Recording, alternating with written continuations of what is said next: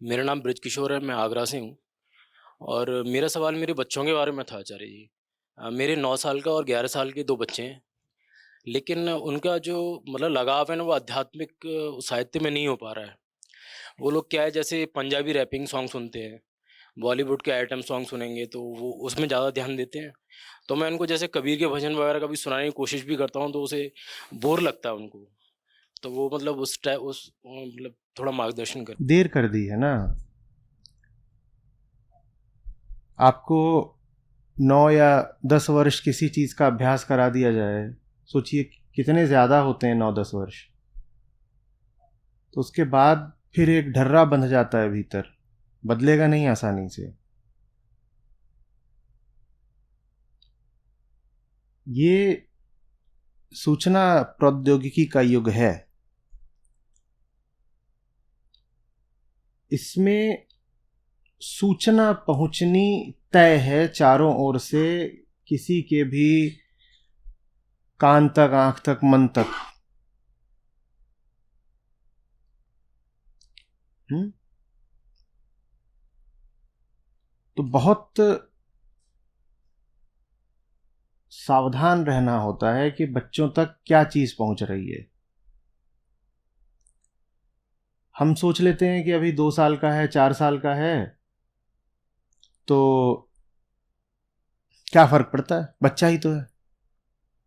हम उसको ले जा करके शादियों में डीजे पर नचा देते हैं, या कि बच्चा घर में लेटा हुआ है, सोया है या खेल रहा है, हम पीछे से पंजाबी रैप बजा देते हैं। या कोई भी पंजाबी भाषा में अकेले थोड़ी ही कोई खराबी हो गई, अवधी रैप भी हो सकता है, आजकल बना भी रहे हैं लोग।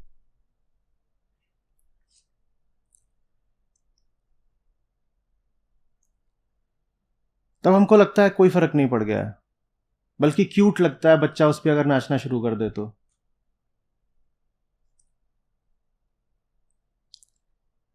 बच्चे ने कहीं सुना होगा ना पहले, तब तो उसकी रुचि जागृत हुई। या अचानक बैठे बैठे एक दिन बोलता है कि इस तरह की चीज होती है, मुझे यही सुनना है, मेटल सुनना है, हिप हॉप सुनना है, ऐसे बोला उसने। ऐसे बोला तो पहले उसने पूरी खुराक ली है ना। वो खुराक उसको जब मिल रही थी तब हम क्या कर रहे थे, और वो खुराक उसको पसंद आएगी, क्योंकि वो जो संगीत है वो रचा ही जाता है मन को उत्तेजित करने के लिए। वो मसालेदार है, जबान को वो मसाला पसंद आ जाता है। वो संगीत आपसे ध्यान नहीं मांगता, बल्कि वो आपको नशा देता है। और हमारे भीतर कौन बैठा है? एक जानवर जिसको नशा बहुत पसंद है।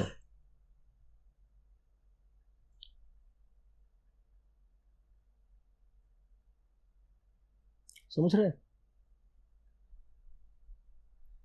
अब जैसे 9 साल लगे हैं उनको एडिक्टेड होने में, वैसे ही कम से कम कुछ साल लगेंगे वो नशा छुड़ाने में। और नशे की लत लगने की प्रक्रिया बड़ी रफ्तीली होती है, किसी चिकनी सतह की तरह। उस पर जब आप फिसलते हैं तो आवाज नहीं आ रही होती, लेकिन लत छुड़ाने की प्रक्रिया ऐसी होती है जैसे टीन की छत पे ओले बरस रहे हो। उसमें आवाज भी आती है, घर्षण भी होता है, टूट फूट भी हो सकती है।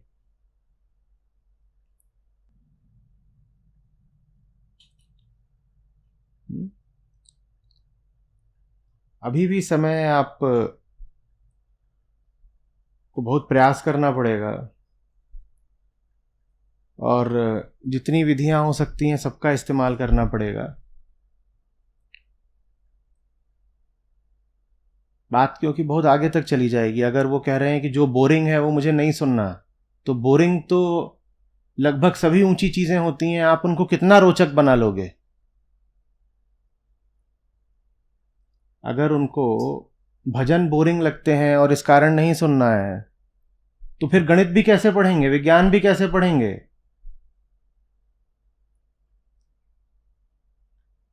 बोलो। एक एक किशोर के लिए, अब 11 वर्ष का है, आगे तो अब किशोर होगा, फिर जवान हो जाएगा। एक किशोर के लिए तो आवारगी और मटर गश्ती विज्ञान की प्रयोगशाला से हमेशा ज्यादा आकर्षक और रोचक होगी। आप विज्ञान को कितना भी मोहक बनाने की कोशिश कर लें, वो आवारगी का मुकाबला नहीं कर सकता।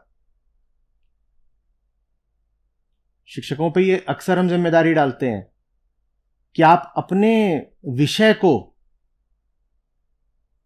जरा आकर्षक बनाइए, मनभावन बनाइए।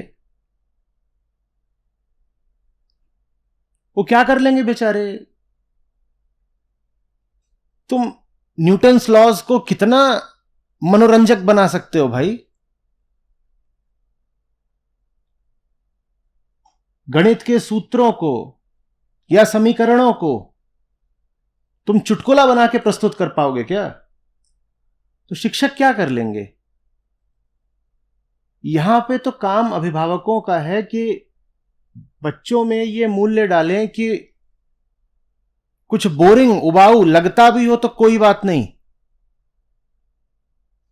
मनोरंजन बड़ी बात नहीं है, मन का निर्माण बड़ी बात है।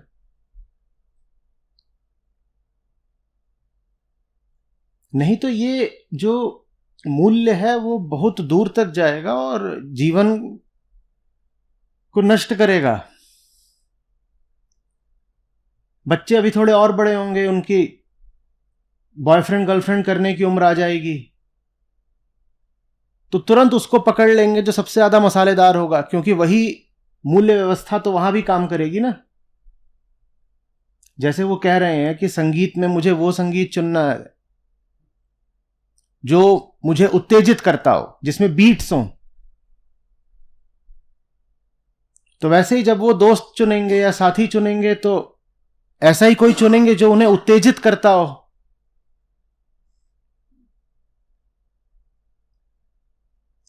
जिसमें बीट्स हो। समझ में आ रही है बात? ये तो श्रम करना पड़ेगा, देखना पड़ेगा घर का माहौल बहुत मसालेदार है क्या। कुछ बातों का बच्चों को घर में पता नहीं लगने देना चाहिए। और आज के समय में चूंकि सूचना की बाढ़ आई हुई है, ये जो मोबाइल फोन है, ये एक बहुत बड़े गंदे नाले की तरह भी हो सकता है जो दुनिया भर की सारी गंदगी सीधे आपके घर में उड़े ले। दिखने में बहुत छोटी सी चीज लगती है, आधुनिक तकनीक की स्लीक, वाह क्या चीज है, पर जिनके पास आंखें हैं वो देख पाएंगे ये किसी बड़े विशाल नाले के मुंह की तरह है, जिसमें से दुनिया भर का मलमूत्र आपके घर में भी नहीं, सीधे आपके मन में उड़ेला जा रहा है। और अगर अभिभावक ये नहीं देख पाते और छोटे छोटे बच्चे 6 साल 8 साल के हाथ में मोबाइल लेके घूम रहे हैं, तो फिर अब क्या कहें ऐसे घरों को। घर का माहौल समझना होगा, घर में मनोरंजन कैसे हो रहा है, घर में उत्सव कैसे मनाए जा रहे हैं, घर में दोस्त यार रिश्तेदार कैसे आ रहे हैं, आप किन जगहों पे बच्चों को घुमाने फिराने ले जा रहे हैं। हम बच्चे का आकार छोटा देख करके ना उसको महत्व भी छोटा ही देने लगते हैं। हमको लगता है इसको क्या समझ में आ रहा होगा, उसका आकार छोटा है, उसके मन की उत्सुकता बहुत बड़ी है। आप में तो कोई उत्सुकता नहीं होती, बच्चे में प्रगाढ़ होती है उत्सुकता। आप तो छोटी मोटी चीजों को देख करके उपेक्षा भी कर देते हैं, बच्चा किसी चीज की नहीं उपेक्षा करता, वो हर चीज के भीतर घुस जाता है, और ऐसे तरीकों से घुसता है कि आप उम्मीद भी नहीं करेंगे। मैं क्यों बार बार कहता हूं कि इतना हम अन्याय करते हैं बच्चों के साथ, हमें पता ही नहीं होता है। हम अपने ही बारे में कुछ नहीं जानते, बच्चों के बारे में क्या पता होगा। अगर बच्चों को सुधारना है तो उसको आपको एक तपस्या की तरह ही सुधारना पड़ेगा, और उसमें बच्चों का ही सुधार नहीं, माँ बाप का, पूरे घर का, पूरे माहौल का सुधार निहित होगा, तब जाकर के बच्चे सुधरेंगे। नहीं तो बच्चे ठीक वैसे ही निकलेंगे जैसे आजकल की आम संतानें निकल रही हैं।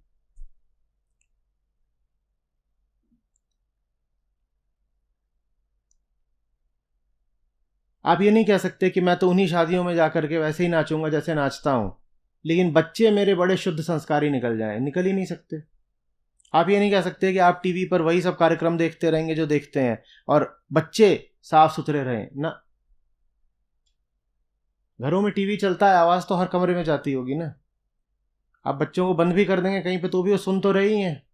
और हम भली भांति जानते हैं कि कौन से कार्यक्रमों की टीआरपी सबसे ज्यादा होती है। वो टीआरपी कैसे ज्यादा होती है? क्योंकि आप उनको देख रहे हैं। आप उनको देख रहे हैं माने कौन उनको देख रहा है? बच्चे देख रहे हैं। और जो सबसे घटिया वाहियात किस्म का फूहड़ कंटेंट होता है वही सबसे ज्यादा चलता है।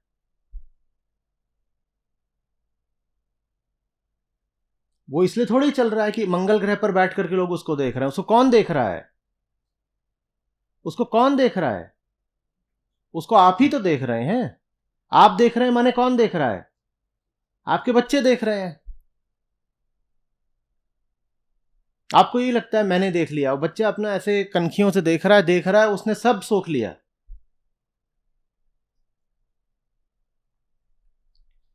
देखिए, दोबारा समझाता हूं। आज के समय जनसंख्या में चूंकि किशोरों की और युवाओं की ही तादाद सबसे ज्यादा है, इसीलिए हर घटिया चीज को बेचने के लिए इसी आयु वर्ग को निशाना बनाया जा रहा है। यही लोग हैं बाजार में, तो यही तो खरीदेंगे ना।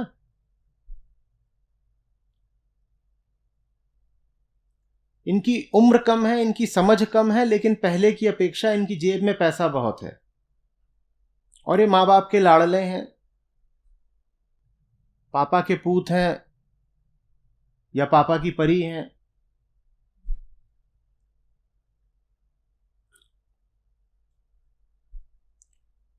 अब दिमाग से आधा और जेब से पूरा ग्राहक किसी भी दुकानदार का हसीन सपना होता है। कोई तो ऐसा मिले जिसका खोपड़ा खाली और जेब भरी हो, और वो एक पूरी पीढ़ी उनको ऐसी मिल गई है। तो फिर उसी किस्म का माल मसाला तैयार हो रहा है, चाहे वो म्यूजिक इंडस्ट्री हो, चाहे सीरियल्स टीआरपी हो, चाहे न्यूज ही क्यों ना हो। वास्तव में देखिए, सब कुछ मनोरंजन बन चुका है। न्यूज भी अभी क्या है? मनोरंजन ही तो है ना। मनोरंजन की आकांक्षा सबसे ज्यादा इसी वर्ग को होती है। आप जब बोलते हो छोटे बच्चे से खेलो, वो तुरंत, वो क्या कर रहा है? मनोरंजन ही तो कर रहा है। और बच्चे को हर समय अपना मनोरंजन करना है। बच्चा है जिसे मनोरंजन चाहिए। इससे आप समझिए कि आज क्यों हर जगह आपको मनोरंजन ही परोसा जाता है।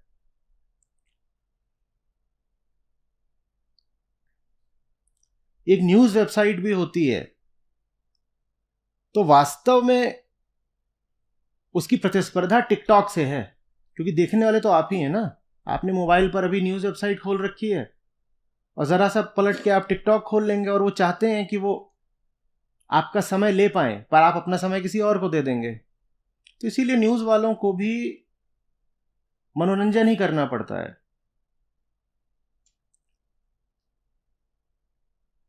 और मनोरंजन में कौन जीतेगा?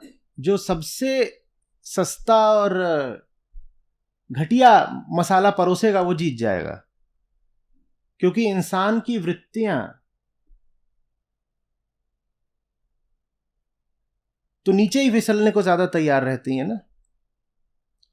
किसी को नशा कराना ज्यादा आसान है, नशा छुड़ाना? बस यही है, ये इंसान है।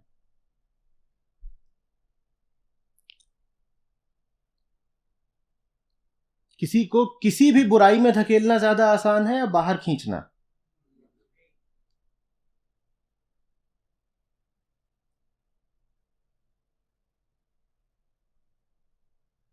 ये मनोरंजन का युग है।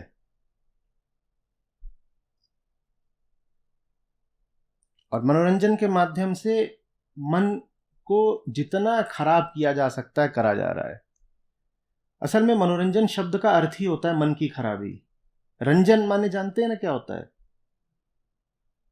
धब्बा लगा देना, दाग धब्बा लगा देना, उसको कहते हैं रंजित हो जाना। जब किसी चीज पे किसी चीज का धब्बा लग जाता है तो कहते हैं यह चीज अब रंजित हो गई है। तो मनोरंजन का मतलब ही यही है, मन पे दाग धब्बे गंदगी छोड़ देना, इसको मनोरंजन कहते हैं। यही परिभाषा है, शाब्दिक परिभाषा भी यही है।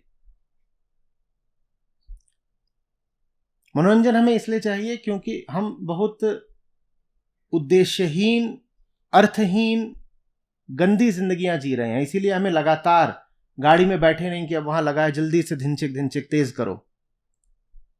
एक क्षण का भी मौन उपलब्ध नहीं होना चाहिए, नहीं तो जिंदगी की व्यर्थता बिल्कुल भयावह तरीके से सामने प्रकट हो जाती है। तो इसीलिए अपने आप को मनोरंजन के नशे में डुबा कर रखो हर समय। जब बड़े ये कर रहे हैं तो वही चीज छोटों तक पहुंच जाती है। अब मैं कैसे समाधान दे दूं कि घर के बच्चे भर ठीक हो जाएं और बड़े ठीक ना हो, या बड़े वैसे ही रहे आए। बच्चों तक तो बड़ों से ही पहुंची है ना चीज, और बड़ों तक समाज से पहुंची है, समाज तक समकालीन परिस्थितियों से पहुंची है। आज की जो सामाजिक और आर्थिक व्यवस्था है उसके सब बड़े शिकार हैं, और बड़े शिकार हैं तो बच्चे भी शिकार हो जाते हैं। और व्यवस्था ऐसी क्यों है? व्यवस्था ऐसी इसलिए है क्योंकि हम ऐसे हैं। हम ऐसे क्यों हैं? क्योंकि हम जानवर हैं। तो क्या ऐसे ही चलता रहेगा? नहीं, उम्मीद है।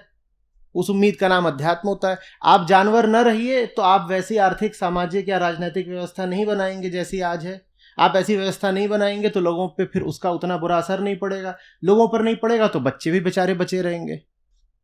कुल मिला जुला करके हर चीज तो घूमकर इसी पे आती है कि व्यक्ति आध्यात्मिक नहीं है।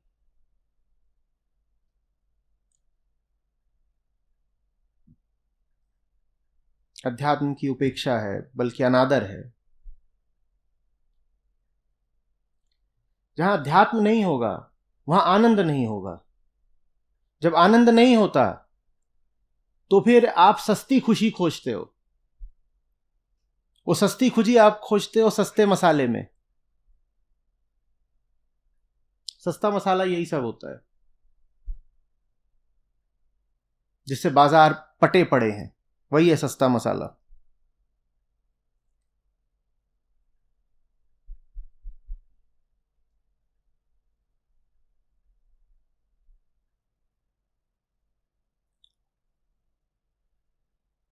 जो थोड़ी पुरानी पीढ़ी है उन्होंने तो गलती करी है, पर जो वर्तमान पीढ़ी है उसके साथ तो अन्याय हो रहा है। पुरानी पीढ़ी के पास विकल्प तो थे कम से कम दोनों, कि सही जीवन भी जी सकते हो और गलत जीवन भी जी सकते हो। उन्होंने गलती करी कि गलत को चुन लिया चकाचौंध में फंसकर। पर जो नई है उसको तो सही जैसा कोई विकल्प ही उपलब्ध नहीं है। वो बेचारे जानते ही नहीं कि सही जीवन कुछ होता भी क्या। उन्हें एक ही जीवन पता है। कौन सा? वही जो वो देखते हैं, सस्ता उथला 2 कौड़ी का मनोरंजन।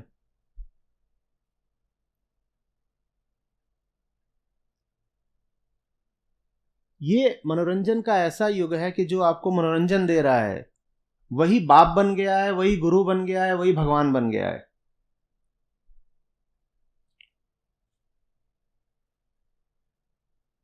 आप व्यर्थ ही अपने आप को माँ बाप मानते रह जाते हैं। उनके माँ बाप अब कोई और बन चुके हैं, वो किसी और की औलादे हैं अब। हाँ, पैसा जरूर आपसे लेते हैं लेकिन वो औलादें अब किसी और की हैं।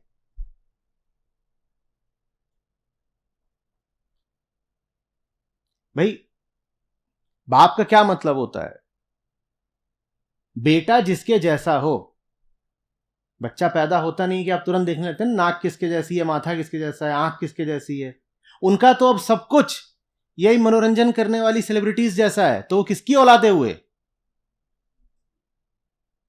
भीतर ही भीतर वो ऊपर से लेके नीचे तक ये कॉमेडियन है या ये जो तथाकथित अभिनेता अभिनेत्री हैं, या ये यूट्यूब पर जो बाढ़ आई हुई है इस समय कंटेंट क्रिएटर्स की, जिसमें हर तरह की नालायकी शामिल है, ये उनकी औलादे बन चुके हैं।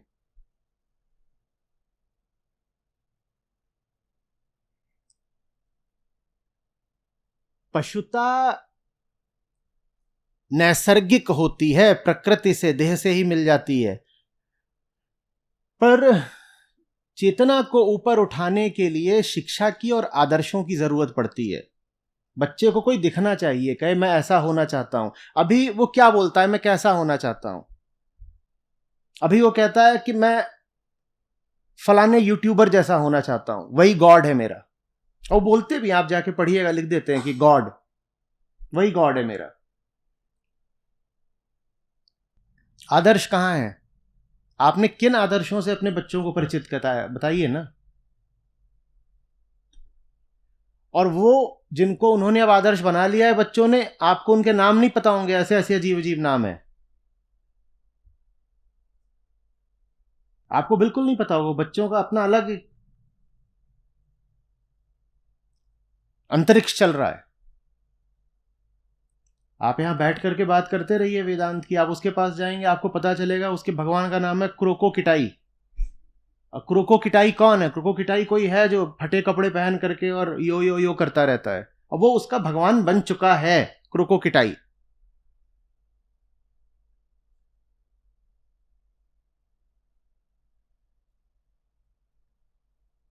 आप अपनी दुनिया में मशगूल हैं, आपको पता ही नहीं है कि वहां कर क्या रहा है। वहां कोने में बैठ के उसने जो मोबाइल पकड़ रखा है, आपको लगता है मेरे घर के अंदर ही तो है, वहां कोने में बैठा है मोबाइल से कुछ कर रहा है।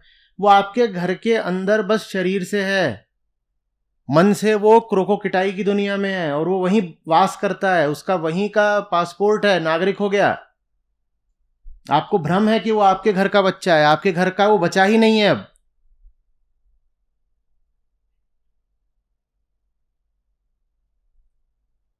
फिर एक दिन आपको पता चलता है कि ये ड्रग एडिक्ट हो गया,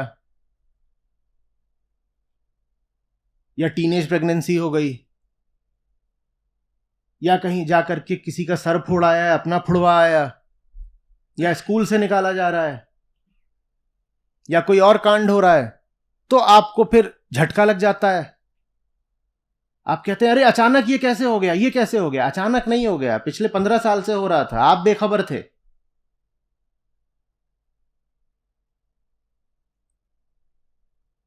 ये सब चल रहा था, लगातार चल रहा था।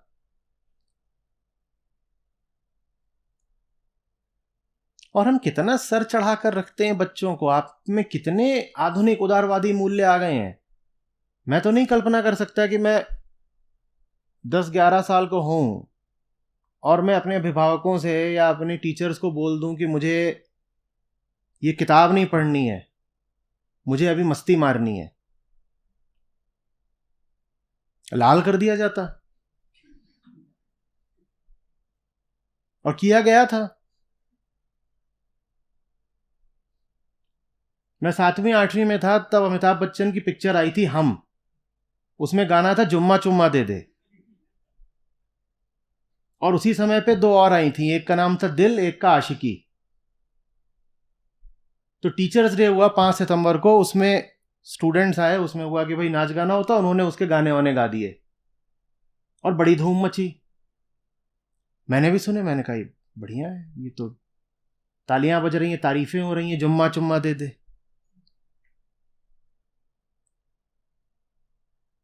तो हजरतगंज घूमने जाया करते थे, तो मैं भी जब गया अगली बार घर वालों के साथ ही, दोस्तों के साथ नहीं जाता था, तो मैंने भी जा करके इनके कैसेट खरीद लिए, जुम्मा चुम्मा और बस एक सनम चाहिए आशिकी के लिए।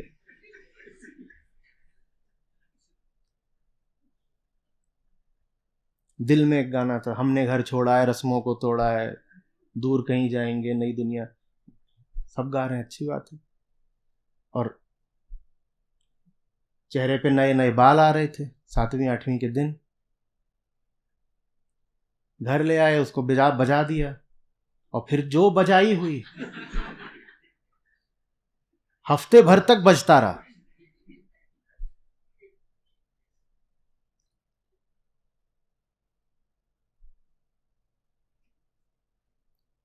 गाना वो बुरा नहीं था, चुम्मा चुम्मा दे दे, लेकिन बजा बड़ा जबरदस्त।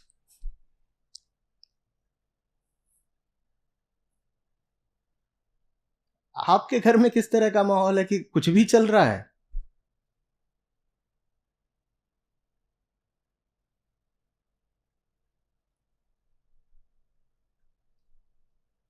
हम्म? या आपको भी यूट्यूबर्स ने बता दिया है कि नहीं नहीं, बच्चों को डांटना नहीं चाहिए, उन्हें सदमा लग जाता है? हम्म?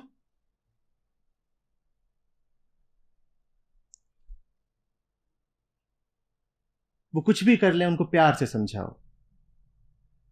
और प्यार क्या होता है ये किसको समझाओ और कैसे? आचार्य जी, मेरी चिंटी है, ये बड़ी नटखट है, क्या कर, थप्पड़ मारना बहुत पसंद है। ये वाकई, और ये कितनी क्यूट बात है। दादी बैठी रहती है, 80 साल की है, वो चिंटी आती है, पटाक एक थप्पड़ मार के आती है दादी को, और सब ताली बजाते हैं, चिंटी चिंटी, फिर कहते हैं नो चिंटी, ऐसा नहीं करते चिंटी।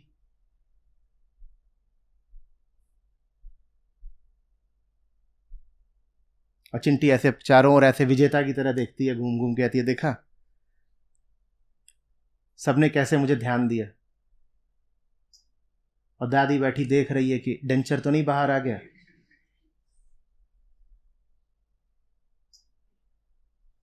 तुम्हारी करतूत है दादी। हम्म? बहुत आतुर हो रही थी, छौना चाहिए।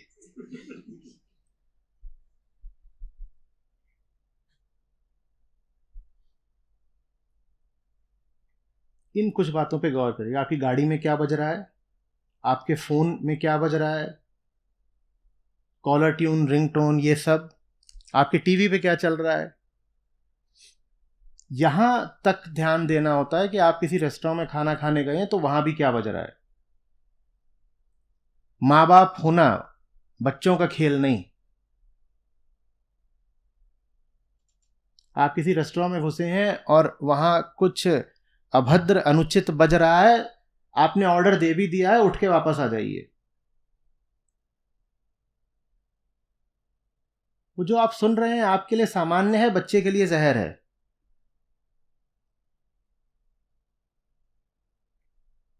पर हम खोए रहते हैं आपस में, माँ बाप अपनी ही तकरारों में खोए हुए हैं, कुछ बातचीत चल रही है ये वो, उनको पता ही नहीं कि जो बज रहा है वो उसको सोख रहा है छोटू।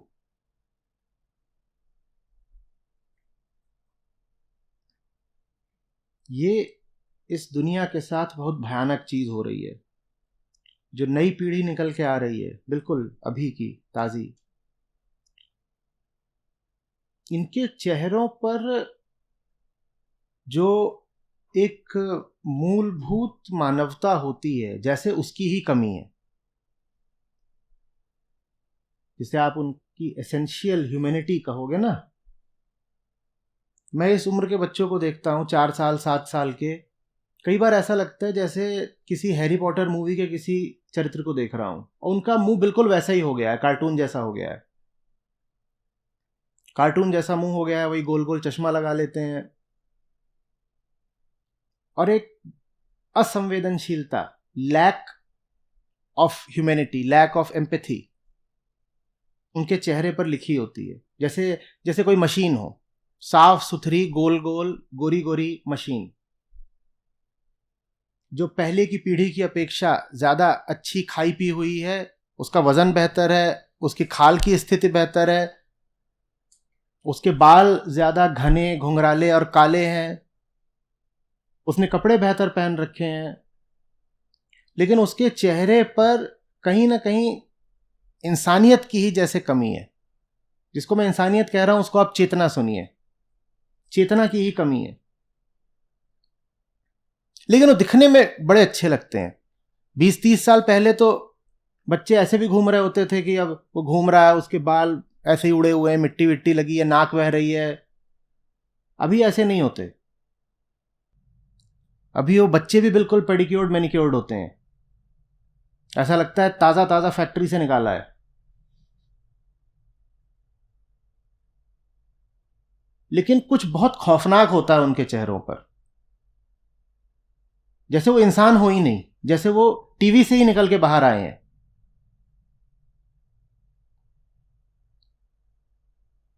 ये जो आप उनको कार्टून वगैरह देखने देते हैं, कभी आपने खुद देखे हैं कार्टून? देखिएगा कि उनमें कितने घातक संदेश छुपे होते हैं। हो सकता है वो जो कार्टून कैरेक्टर हैं वो सब जानवरों जैसे बनाए गए हों, कि कोई शेर है, कोई हाथी है, कोई भालू है, लेकिन देखिएगा कि उन जानवरों के माध्यम से भी कितनी भयानक उनको शिक्षा दी जा रही है बच्चों को, और वो सोख रहे हैं।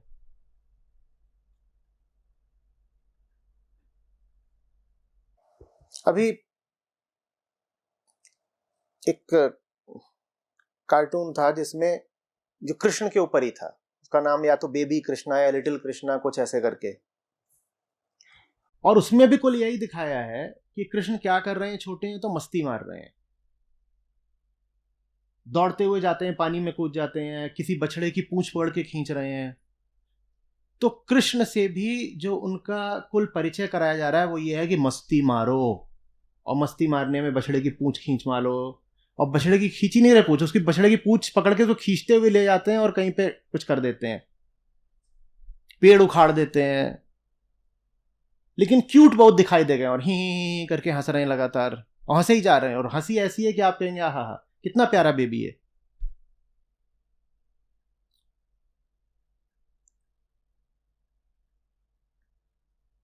हमने कृष्ण को भी मनोरंजन की भेंट चढ़ा दिया। कृष्ण भी अब बच्चों के लिए किस लिए हैं? ताकि वो बच्चों को मनोरंजन का संदेश दे सकें। और आप सोचते हो नहीं नहीं, मेरा घर तो अलग है, मेरे यहां तो कृष्ण वाला कार्टून चल रहा है, देख तो लो उसमें छुपी हुई क्या सीख दी जा रही है।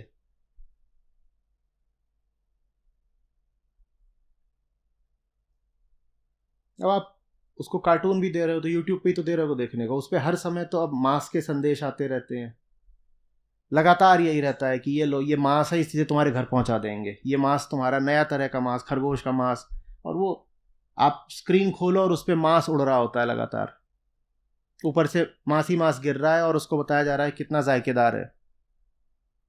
ये सब बच्चा नहीं देख रहा है क्या?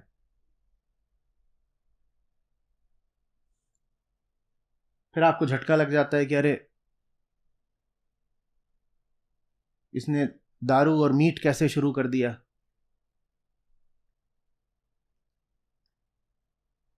और शुरू कर नहीं दिया, सब चल रहा है।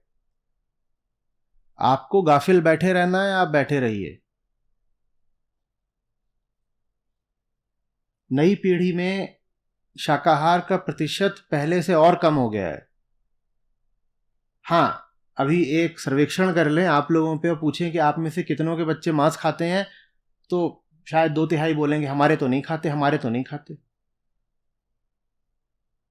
ज्यादातर अभिभावक यही बोल रहे हैं कि हम शाकाहारी हैं, यदि तो हमारे बच्चे भी हैं। लेकिन जब खुले सर्वे किए जा रहे हैं तो उसमें पता चल रहा है नई पीढ़ी 85% मांस भक्षी है। तो फिर ये किनके घरों के बच्चे खा रहे हैं? अगर हर माँ बाप यही बोल रहे हैं हमारा तो नहीं खाता, तो फिर खा किसका रहा है? क्योंकि सच्चाई तो यही है कि 10 में से 9 खा रहे हैं, वो आप ही के घर का है, और खा ही नहीं रहा, वो पी भी रहा है।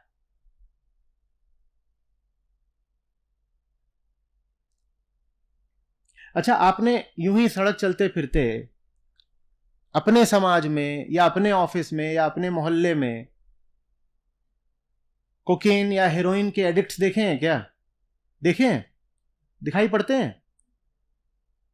तो अगर हमसे पूछा जाए कि क्या कोकेन या हेरोइन वगैरह या बाकी ड्रग्स हैं समाज में, तो हम क्या बोलेंगे? नहीं है, हमने तो कहीं देखे नहीं। पर करोड़ों हैं, तो कहां है वो? कहां है वो? हमारे ही घरों में है, हमें दिख नहीं रहे।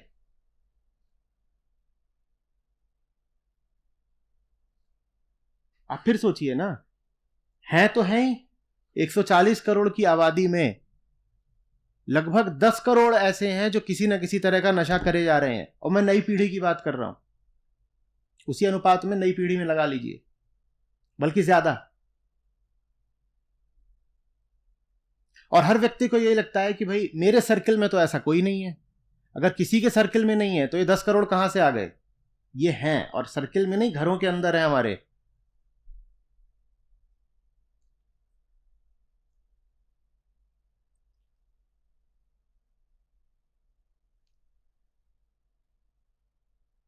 और ये सब आपस में जुड़े हुए हैं। उस तरह का संगीत जिसकी आपने बात करी, नशा, जीवन का पतन, जबरदस्त तरीके का कंज्यूमरिज्म, ये सब आपस में जुड़ी हुई बातें हैं। पंजाब में इतना जबरदस्त ड्रग कल्चर और पंजाबी गानों में नशे की बातें, क्या ये दो अलग अलग चीजें हैं? बोलिए।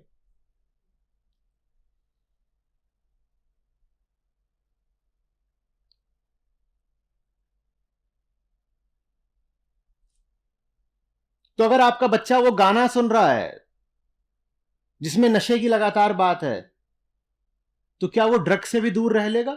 अभी आपने कहा ये दो अलग अलग बातें नहीं हैं, तो ड्रग से भी कितनी दूर रह लेगा?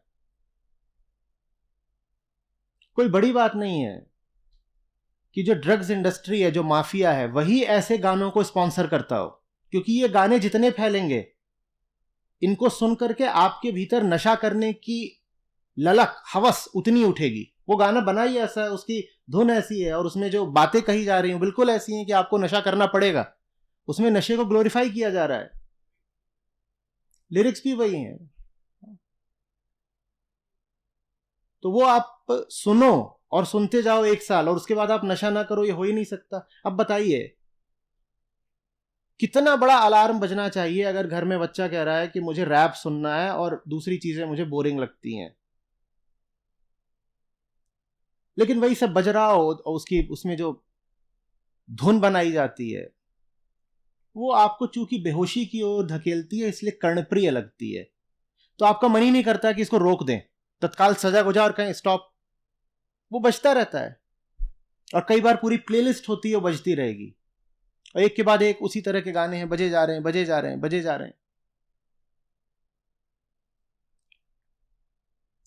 ऐसा मन चाहिए, ऐसी जागरूकता चाहिए जो अचानक बीच में बोले स्टॉप। देखा कि नशा आ रहा है और छाता जा रहा है, अचानक बीच में उसको रोक के बोला स्टॉप। क्योंकि जितनी देर आप लगा रहे हो स्टॉप बोलने में, उतनी देर आप और नशे में धंसते जा रहे हो, और आगे स्टॉप बोलना और मुश्किल हो जाएगा। फिर अभी बोल दो, अभी रोक सकते हो, आगे नहीं रोक पाओगे।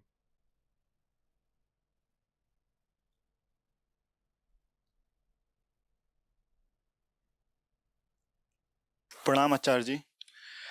जैसा कि मेरा नाम सुमित सिंह है, मेरे फादर का एक स्कूल है, उस अभी स्कूल को मैं उसको मैनेज कर रहा हूँ।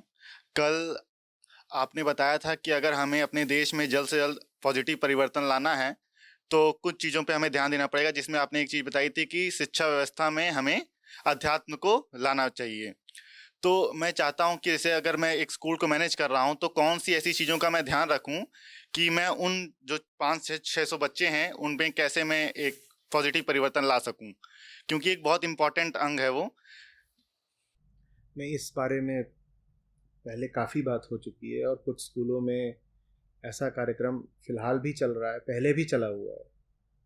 तो ये एक अपने आप में पेचीदा और टेक्निकल मुद्दा है, ठीक है, जिसका विस्तृत उत्तर पहले ही उपलब्ध है, डॉक्यूमेंटेड है कि स्कूल में किस तरह की एक्टिविटीज़ होनी चाहिए। उसके लिए आप संस्था में जिनसे भी संपर्क में हो उनसे बात करिए। इस चीज़ में आपको सुनने की नहीं, पढ़ने की ज़्यादा ज़रूरत पड़ेगी, क्योंकि वो पूरे पूरे डॉक्यूमेंट्स हैं, पूरी सिस्टमिक एक्टिविटीज़ हैं, प्लान होता है पूरा, वो आपको पहले स्टडी करना पड़ेगा। एक और प्रश्न था मेरा सर, जैसे एक अगर स्कूल में हम इस चीज़ को कर पाते हैं, हर एक स्कूल में अगर हम इस चीज़ को अच्छे से इम्प्लीमेंट कर पाते हैं, तो क्या ऐसा ये पॉसिबल है, क्या ये प्रैक्टिकल आइडिया है कि जिस तरीके से कुछ कंपनीज हैं जिन्होंने एक नॉर्मल सी चीज़ों को पूरे देश लेवल पर उनको फैलाया है, क्या हम ऐसा कर सकते हैं कि अगर एक स्कूल में हम पहले इस चीज़ को ट्राई करें, इम्प्लीमेंट करें और हर जिले में ऐसे कुछ स्कूल्स हों? एकदम हो सकता है। बिल्कुल। अद्वैत लाइफ एजुकेशन आज से लगभग 10 साल पहले एक साथ 50 से ज़्यादा स्कूलों, कॉलेजों और यूनिवर्सिटीज़ में ये कोर्स चला रही थी। और ये आज की नहीं, आज से 10-15 साल पहले हम कर रहे थे, जब इतना टेक सपोर्ट भी उपलब्ध नहीं था। तो न सिर्फ ये हो सकता है बल्कि ये हो चुका है, और टेक सपोर्ट के अभाव में भी हो चुका है। अब जब टेक्नोलॉजी उपलब्ध है तो अब तो बहुत ज़्यादा और स्केल विस्तार के साथ हो जी, सकता है। वही कहना बिल्कुल हो सकता है। बिल्कुल, थैंक यू।